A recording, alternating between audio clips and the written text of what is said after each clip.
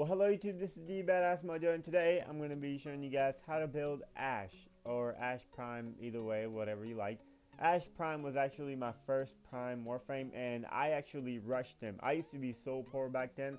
I sold everything I had. I remember I sold everything I had just to rush Ash Prime, because I wanted to get him so bad, because I actually never got the regular Ash. I just skipped that and I went to straight up Ash Prime, because I don't know, I feel like I wanted Prime more than the regular one.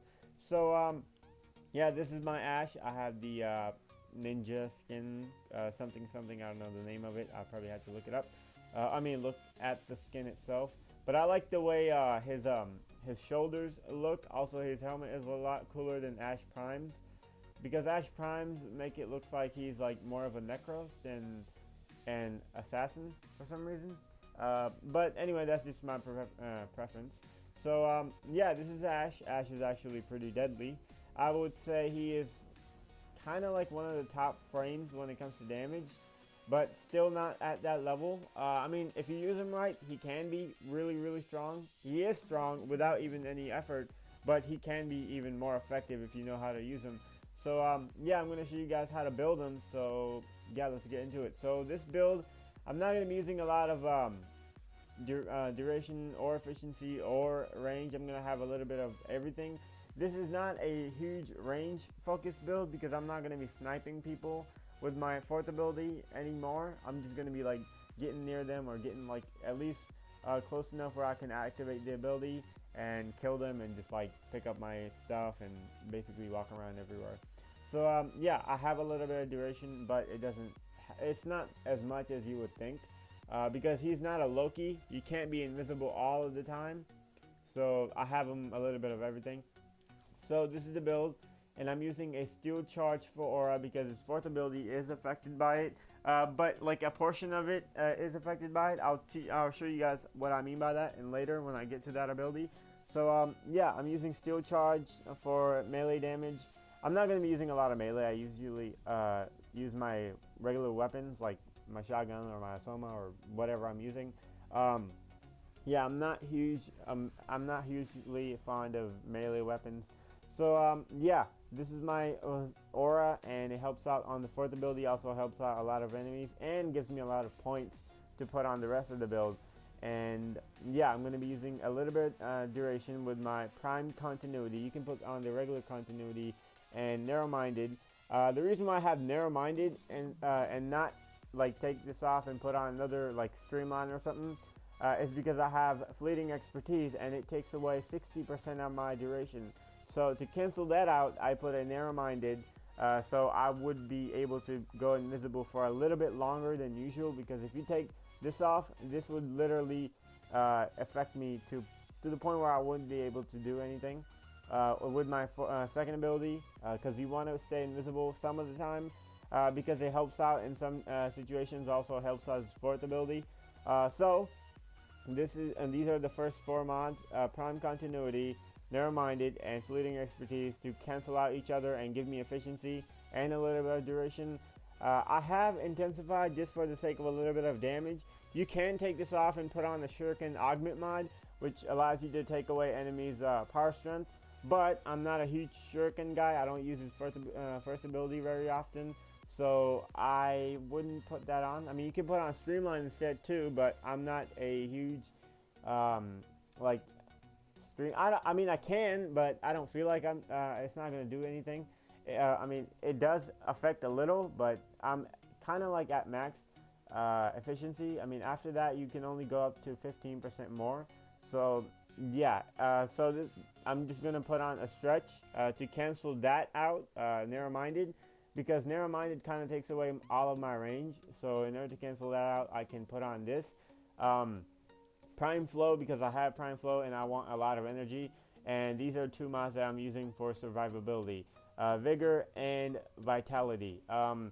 If I could form him one more time, I would, so I could have a like a cunning drift, so I could have a little bit of range, I would say, but that's not needed, to be honest. 91% is still close to 100, and his abilities don't really work his abilities don't require a lot of range, I mean, it's good if you want to snipe people across the map, but usually you're close to the enemy doing melee stuff or fighting them with your weapons and using your fourth ability, using your second ability to hide away from them, pick up stuff, and just do repeat over and over.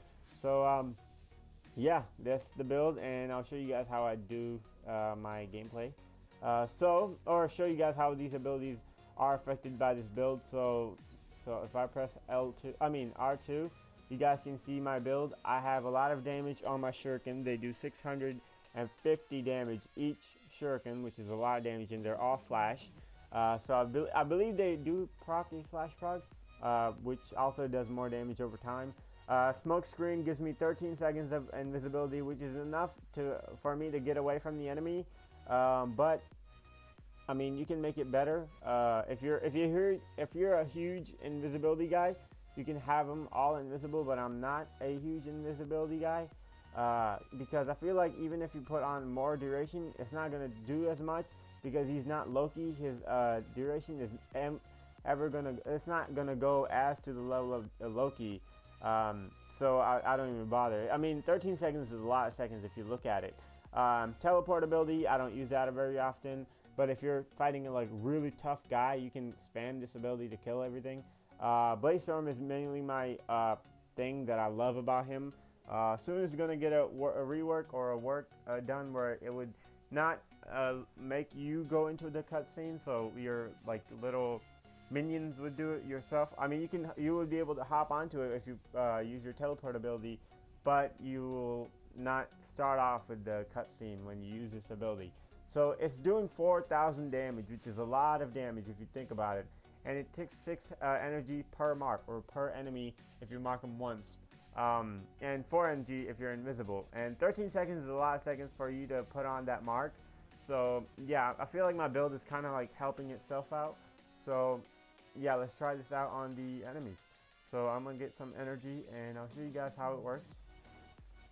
So I have level 100 heavy gunners, arid heavy gunners. They're not corrupted, but I mean they're kind of sort of the same thing. Well, not really. I mean, corrupted guys have a little bit more armor. Also, they're really these are really not damagey. They don't do a lot of damage compared to the corrupted ones. Corrupted ones, I feel like they do so much damage. So if I were to use my first ability, it would do not a lot of damage because I don't use his first ability. I mean, it's still doing some damage if you look at it. I mean, it probably taken away like, I would say 7% of his health, and he's level 100. So if he was level 50, he would have lost half of his health or something like that. So yeah, and if they're fighting at you, you can use your second ability, and you can stay up for 13 seconds. And 13 seconds feels like low, but if you're next to the enemy, or if you're invisible for 13 seconds, that is a lot. I talk all of that in 13 seconds and still had time. His third ability allows him to teleport and do a finisher on them. And I'm going to be using a dagger, which I love, by the way. This is my favorite dagger.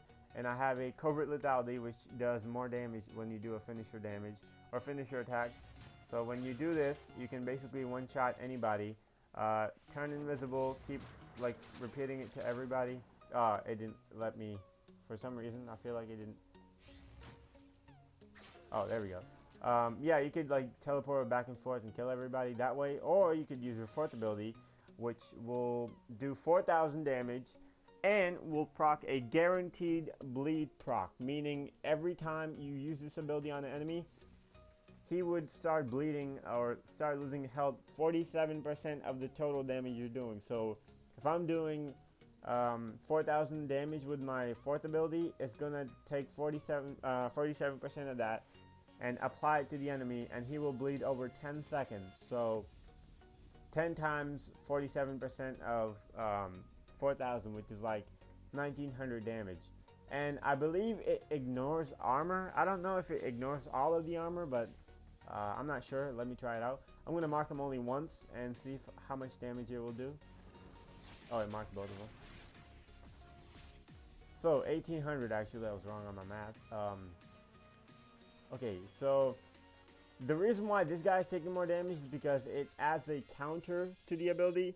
So the more enemies you have marked and you use it, if I do like 1,000 damage on this guy will take 1,200, and the next will take 1,400, and so on so forth.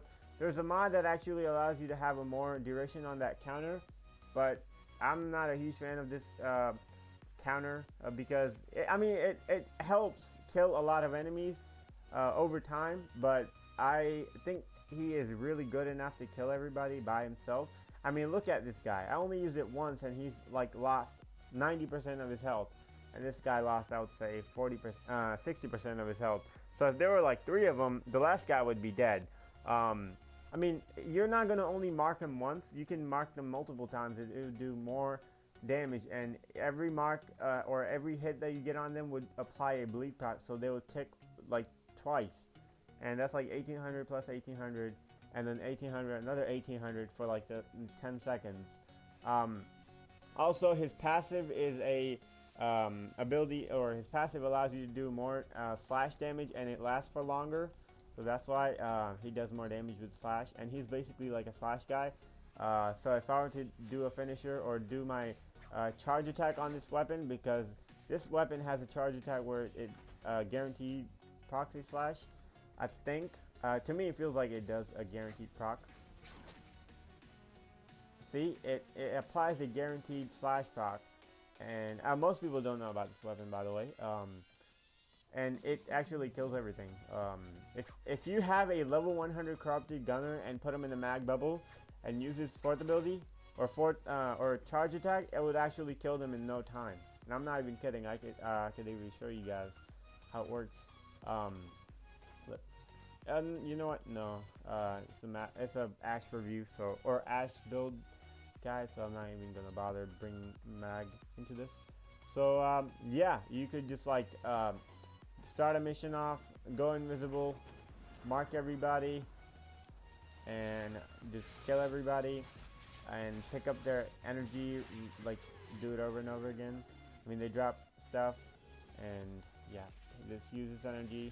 That's 50 energy, and I probably used only like, I would say, 40 of the energy, because every enemy is like 8 energy per mark, and I was invisible, so that's 6 times like 4, that is 24 times 3, so about 72 energy to kill those guys, and that's still not bad. I used 72 ability energy to get 50, and it killed all of those guys while doing that. So imagine in a mission, you only have to like look once, because you're not going to be fighting a level 100 heavy gunner all of the time. And you don't even have to mark them 3 times. You just got to mark them once, and they would kill everybody because he's Ash, and Ash is amazing. Yeah, this is the build, and I hope you guys enjoy it. Thanks for watching, and you have a wonderful day. Peace, and guess it's not that good stuff. Bye!